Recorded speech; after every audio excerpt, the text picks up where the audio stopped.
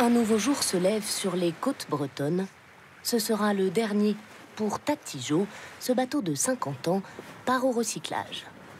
Alors là, je monte à bord pour vérifier s'il n'y a pas d'hydrocarbures, de fusées de détresse et surtout d'extincteurs aussi, qui sont des produits très dangereux. Il n'y a plus rien d'inflammable ou d'explosif à l'intérieur. Le bateau peut maintenant être transporté vers un site de déconstruction sous les yeux de Jean, son propriétaire. Ouais.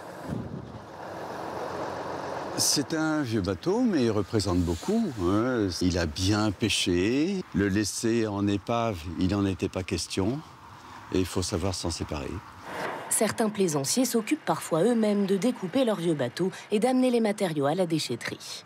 D'autres abandonnent leurs épaves, laissant plastique et batteries polluer la mer.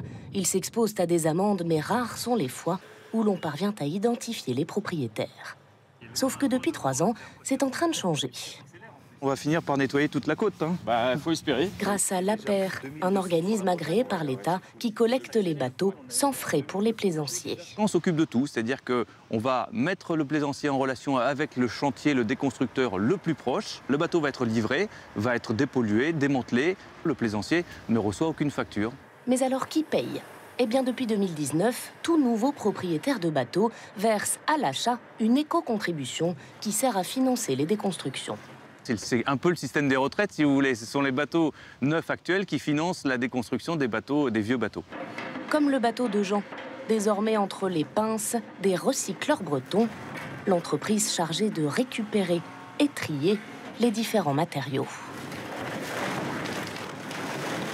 On a mis différents box pour recycler le maximum de matière possible. Donc on va, vous voyez, il y a un box batterie, il y a un box D3E, qui est déchets électroniques et électriques, des box inox et alu. Presque tout se recycle et pourra servir dans la construction de nouveaux bateaux. Mais la matière la plus difficile à réutiliser, c'est le plastique. Et ce plastique-là, on va l'envoyer dans notre centre de tri haute performance avec une production de CSR, du combustible solide de récupération, qui va servir à alimenter des chaufferies. On n'arrive pas encore à réemployer le plastique, seulement à le transformer en combustible. Mais un procédé est à l'étude pour améliorer le recyclage de la fibre de verre. Presque toutes les coques des bateaux de plaisance sont composées de cette matière. Pour les navires géants d'acier, c'est une autre histoire.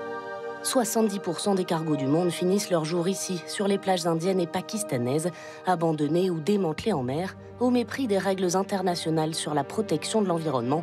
Le plomb et l'amiante polluent l'océan. Mais là aussi, cela pourrait bien évoluer. Le port de Brest n'avait encore jamais accueilli de navire aussi massif. Le démantèlement du Varzouga, pétrolier brise-glace russe de 164 mètres de long, est une grande première en France. Le voir se faire désosser d'en haut est déjà impressionnant.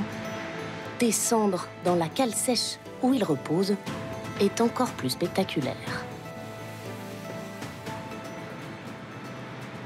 C'est un véritable défi parce qu'on peut voir l'épaisseur de la coque ici, voilà, qui est assez importante. Hein. On est sur au-delà de 15 mm. Et pour nous, ça nous pose plusieurs problèmes parce que nous sommes obligés de travailler essentiellement au chalumeau pour pouvoir découper, puisque la pince mécanique ne pourrait pas absorber une telle épaisseur d'acier.